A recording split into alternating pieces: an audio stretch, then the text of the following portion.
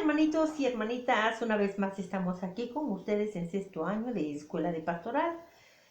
Hoy nos corresponde la lección 23. Antes de dar inicio a esta lectura, te invito a que te suscribas a este canal y sobre todo comparte este tema con algunos hermanitos nuestros. También regálame un like, una manita arriba.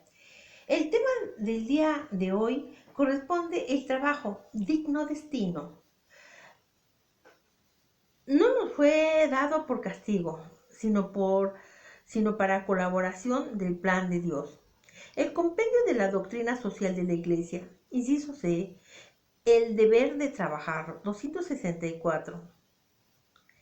La conciencia de la transitoriedad de la escena de este mundo en confrontación 1 de Colonicenses 7:31 no exime de ninguna tarea histórica, mucho menos del trabajo, en confrontación 2 de Tesalonicenses 3:7-15, que es parte integrante de la condición humana sin ser la única razón de la vida. Ningún cristiano, por el hecho de permanecer a una comunidad solidaria y fraterna, debe sentirse con derecho a no trabajar y vivir a expensas de los demás. En confrontación 2 de Tesalonicenses 3, 6, 12. Al contrario, el apóstol Pablo exhorta a todos a ambicionar vivir en tranquilidad con el trabajo de las propias manos para que no necesitéis de nadie. Tesalonicenses 4, 11, 12. Y a practicar una solidaridad incluso maternal que comparta los frutos del trabajo con quien se halle en necesidad.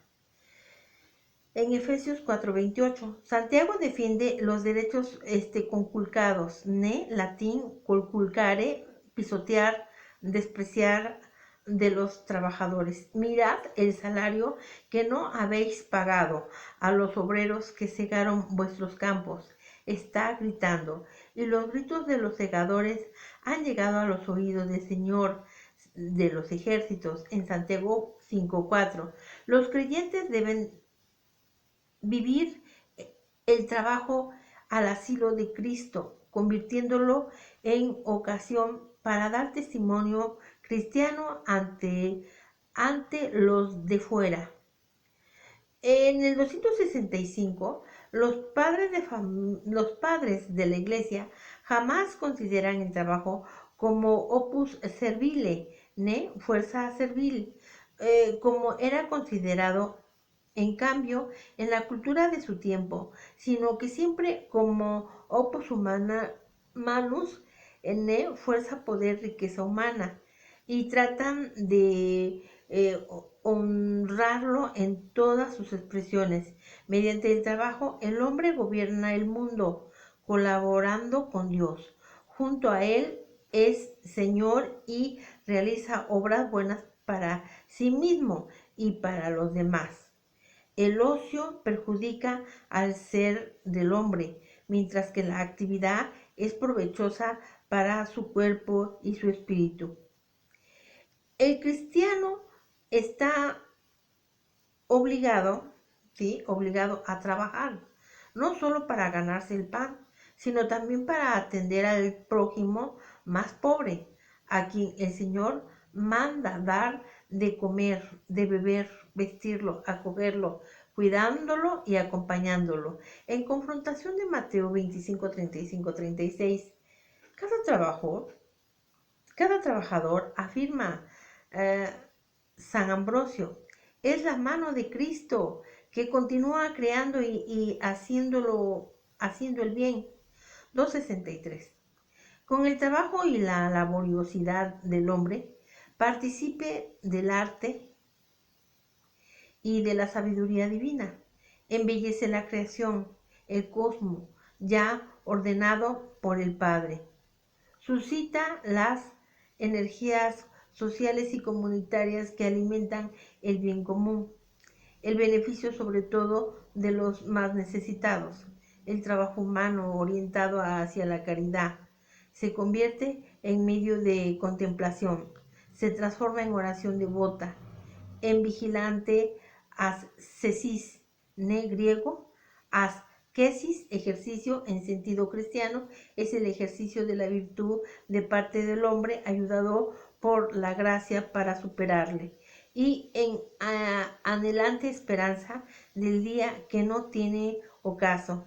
En esta visión superior, el trabajo, castigo y al mismo tiempo premio de la actividad humana, comporta otra relación esencialmente religiosa que ha expresado felizmente la fórmula benedictina: orad et laborad, reza y trabajo.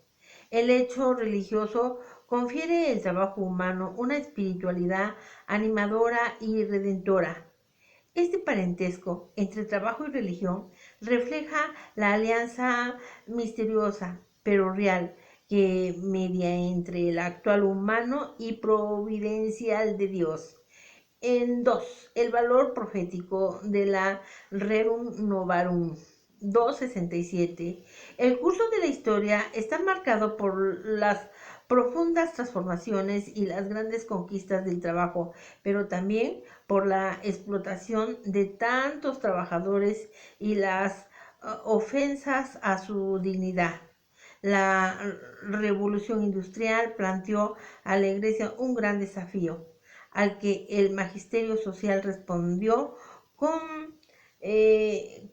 la fuerza profética, afirmando principios de validez universal y de perenne actualidad, para bien del hombre que trabaja de sus derechos. Durante siglos el mensaje de la Iglesia se dirigía a una sociedad de tipo agrícola, caracterizada por ritmos regulares y cíclicos. Ahora había que anunciar y vivir el Evangelio en un nuevo aeropago, griego aeropago, greos pago, colina de Dios, Ares, donde se encontraba el tribunal en Atenas, es el lugar donde se juzga.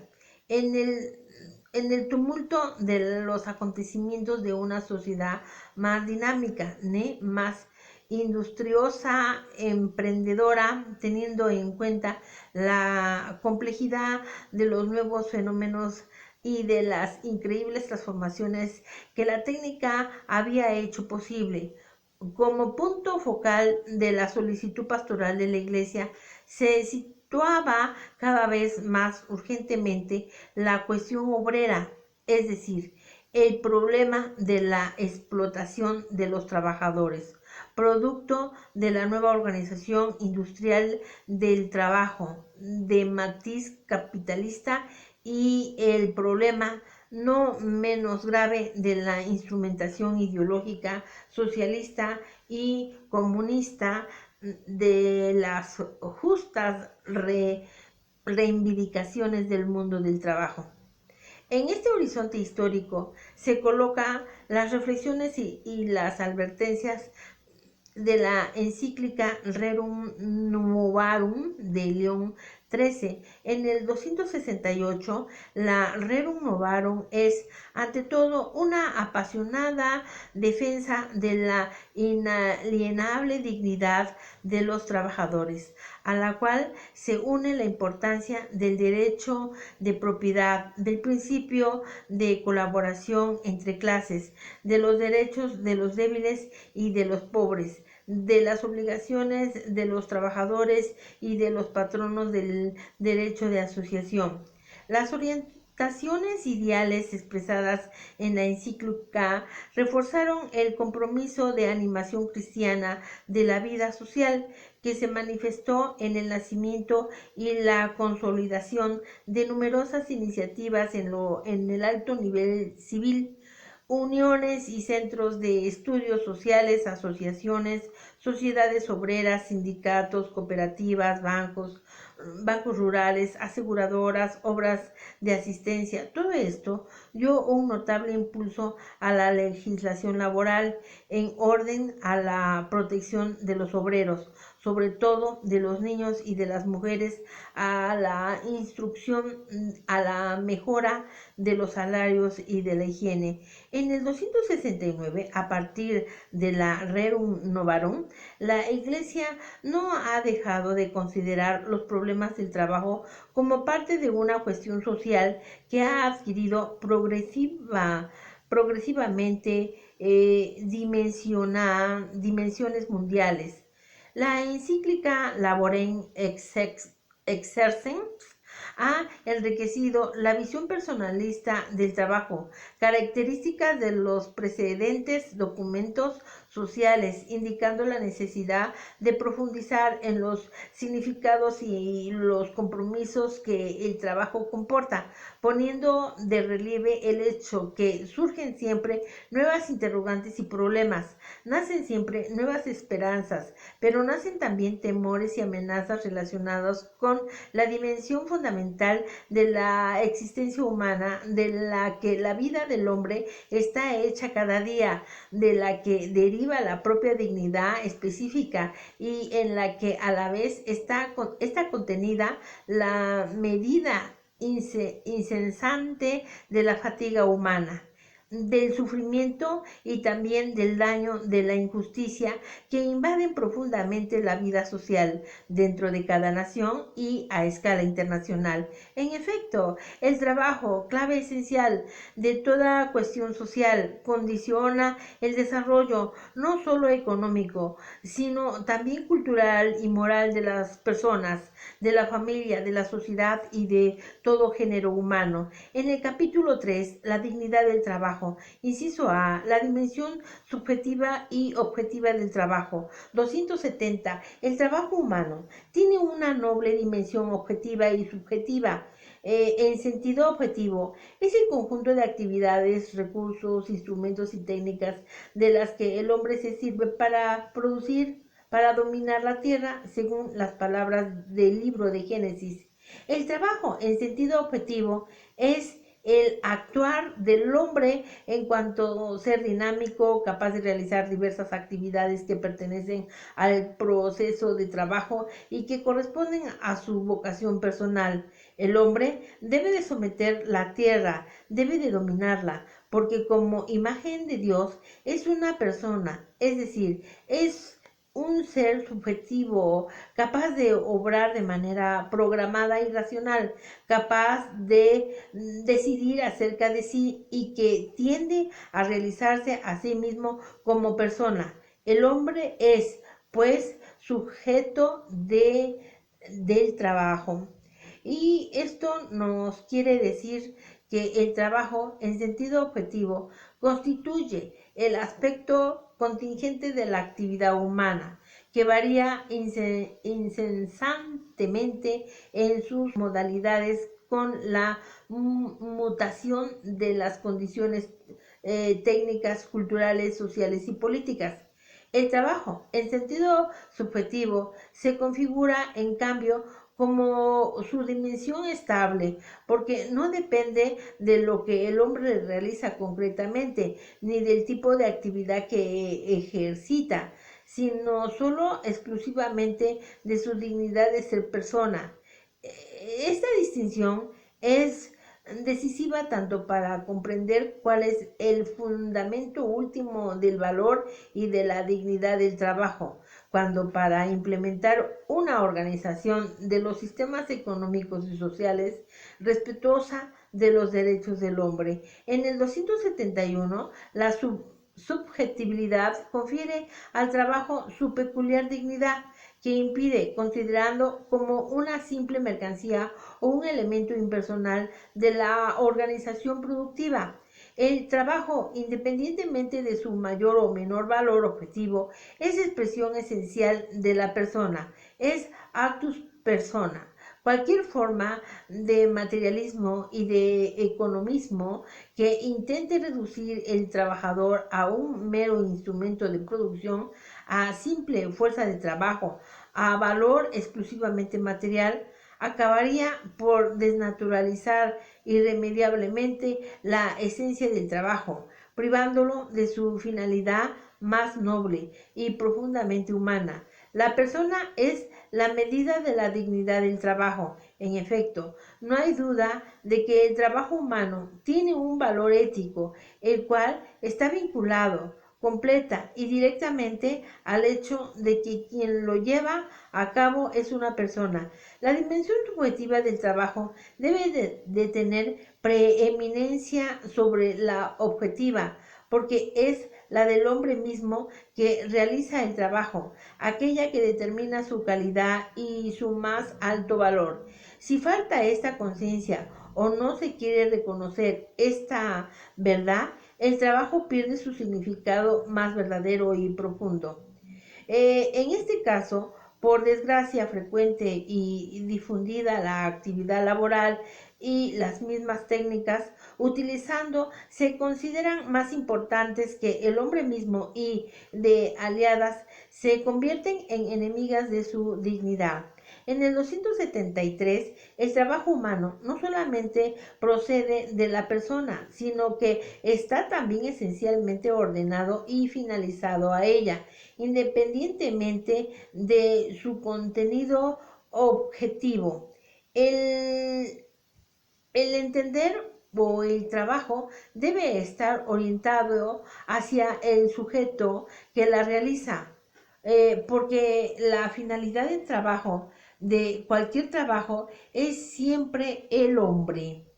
Aunque cuando no se puede ignorar la importancia del componente, el objetivo del trabajo desde el punto de vista de su calidad, este componente, sin embargo, está subordinada a la realización del hombre y por ello a la dimensión subjetiva, gracias a la cual es posible afirmar que el trabajo es para el hombre y no el hombre para el trabajo, y que la finalidad del trabajo, de cualquier trabajo realizado por el hombre, aunque fuera el trabajo más corriente, más monótono en la escala del modo común de valorar e incluso el que más margina, siguiendo siempre el hombre mismo. En el 273, el trabajo humano posee también una intrínseca dimensión social.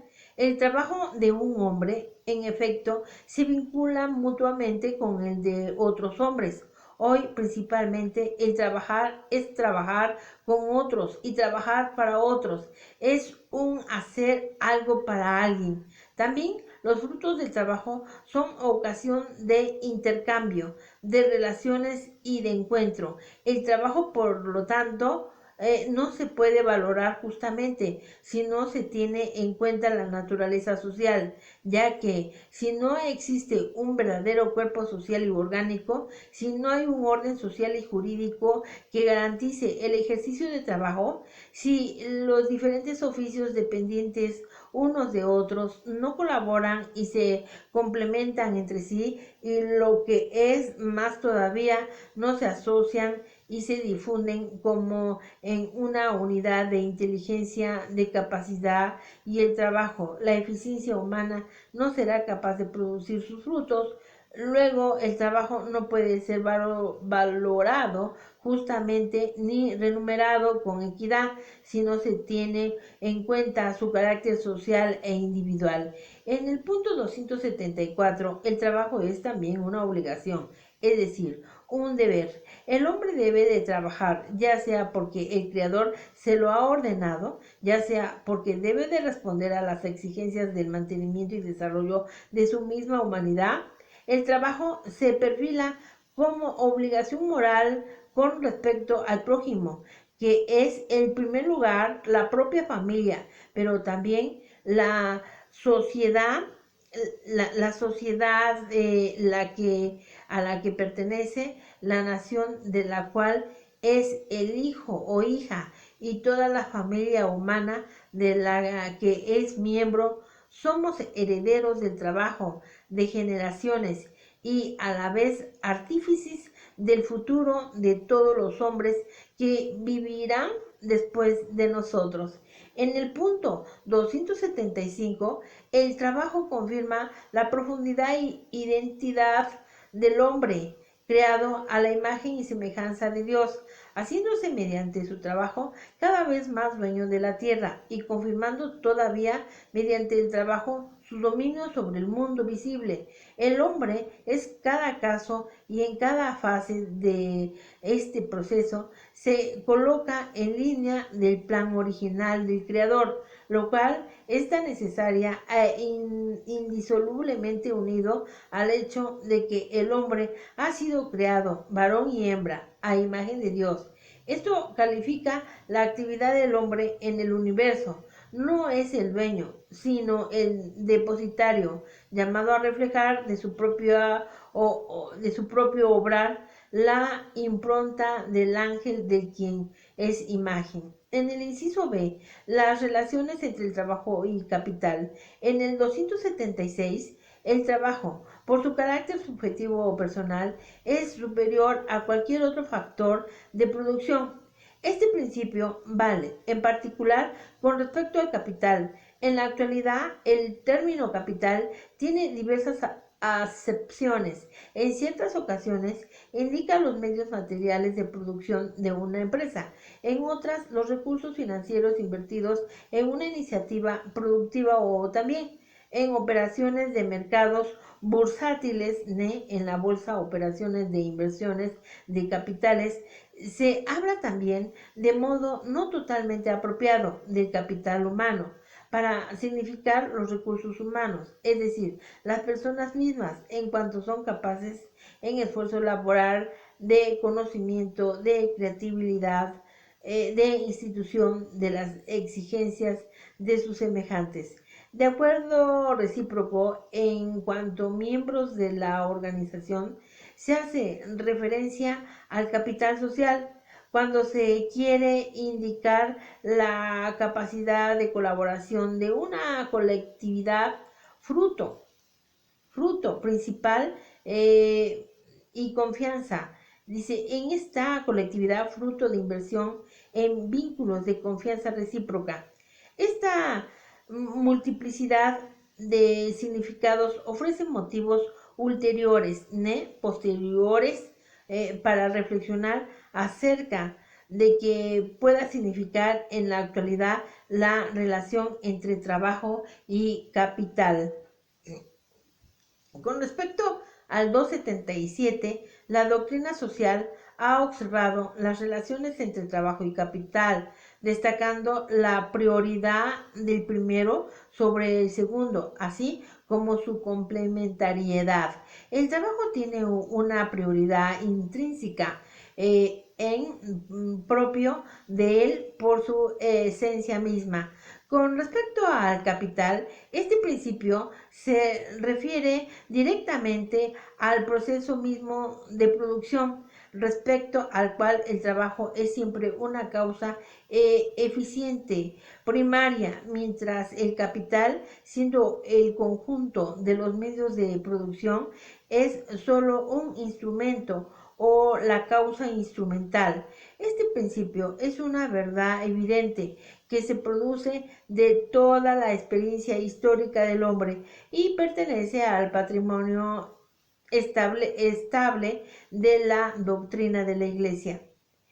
Entre trabajo y capital debe de existir complementariedad, la misma lógica intrínseca. El proceso productivo demuestra la necesidad de su recíproca compenetración y la urgencia de dar vida a sistemas económicos en los que la antinomía, la discordancia, contradicción entre el trabajo y capital sea superada. En tiempos en los que dentro de un sistema económico menos complejo, el capital y el trabajo asalariado identifican con una cierta presión no solo dos factores productivos, sino también y sobre todo dos clases sociales concretas. La Iglesia afirmaba que ambos eran en sí mismos ilegítimos. Ni el capital puede subsistir sin el trabajo, ni el trabajo sin capital. Se trata de una verdad que vale también para el presente, porque es absolutamente falso atribuir únicamente al capital o únicamente al trabajo, lo que es resultado de la efectividad unida de los dos, y totalmente injusto que uno de ellos, negada la eficiencia del otro, trate de arrogarse para sí todo lo que hay en el efecto. Hemos terminado la lectura del día de hoy, hermanitas y hermanitos. Espero que te suscribas, me regales un like, sobre todo comparte este tema con algunos hermanitos nuestros. También te digo que esta lectura se ofrece para todas las personas que están en casita, a lo mejor tienen algún enfermito, tienen algún problema, o también puede ser que estén llenos de felicidad por algún evento.